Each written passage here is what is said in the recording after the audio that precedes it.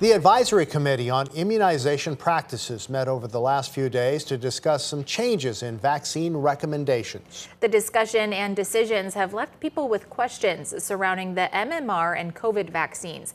KELOLAND's Sydney Hoyer joins us now with some answers from a local doctor. Good evening, Sydney. Good evening, Lauren and Tom.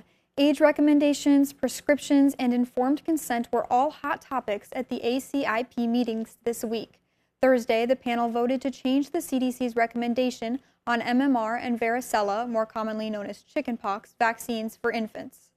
At ages 1 and 5, kids in the U.S. are recommended to get the MMR, or measles, mumps, and rubella vaccine.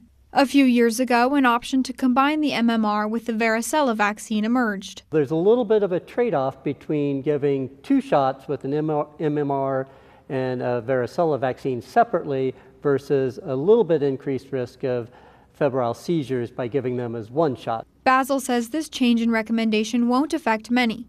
85% of the population already opts to get the vaccination separately. You're going to see a lot of vaccine headlines come out, and they're going to be pretty confusing in the next couple of weeks. So a few key points to keep in mind. Probably the first is that there's still, widespread agreement on these vaccines. The debate is along some of the finer points of vaccines. Another topic of discussion was the COVID-19 vaccine. The panel voted on whether the vaccination should require a prescription, which was ultimately voted against. By and large, physicians everywhere across the country are continuing to recommend if you're 6 years of age or older, get the COVID vaccine, period. Even with recommendation changes from the CDC, doctors will continue to provide the best care they can.